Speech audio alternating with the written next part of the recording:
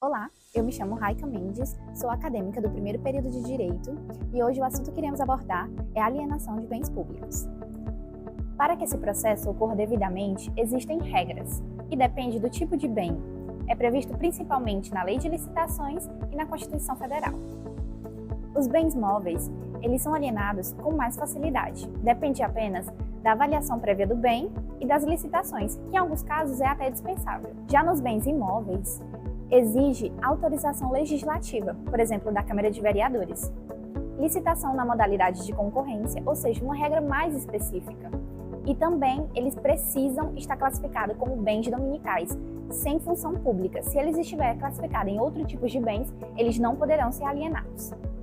Olá, hoje iremos falar sobre a classificação dos bens públicos.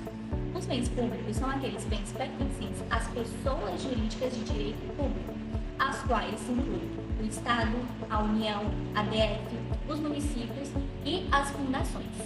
E para entendermos mais sobre essas classificações, irei citar algumas delas, como os bens de uso comum público, que são aqueles de livre acesso a todos, como por exemplo, ruas, praças, estradas, rios.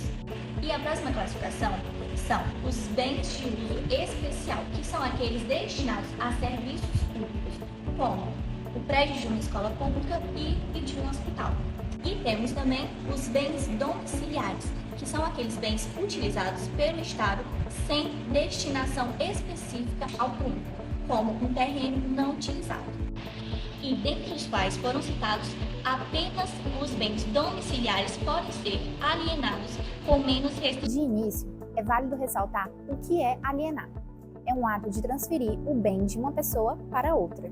No contexto dos bens públicos, significa que o poder público, no caso União, Estado, município, vai transferir a titularidade de um bem público para um particular, mediante a venda, permuta ou doação. Agora vamos falar um pouco sobre as exceções à licitação. Mesmo com a regra da licitação, existem casos em que ela pode ser dispensada. Entre os principais são doação com encargo, que é quando o governo doa um bem, só que esse bem doado tem que ter uma finalidade.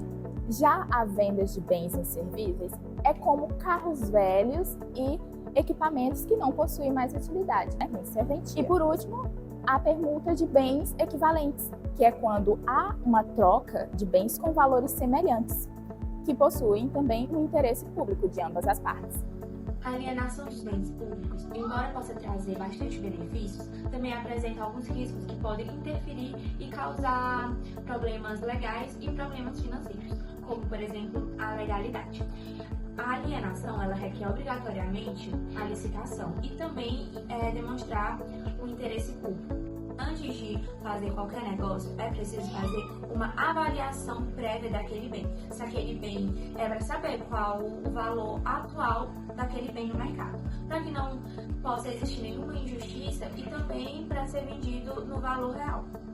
E o impacto na prestação de serviços públicos, por exemplo, nenhum bem pode ser alienado caso seja essencial para a administração de serviços públicos e também fundamental para a população, para suprir as necessidades da população. Então, se aquele bem estiver sendo alienado e ele for essencial para a administração e também fundamental para a população, para atender às necessidades da população, vai haver uma discordância e uma emblemática naquele negócio jurídico. É também como vale o impacto social. O bem, ele tem que ser alienado caso haja uma finalidade de ter ali um serviço público, de atender também uma necessidade pública para fim de pessoas, para fim de uso coletivo.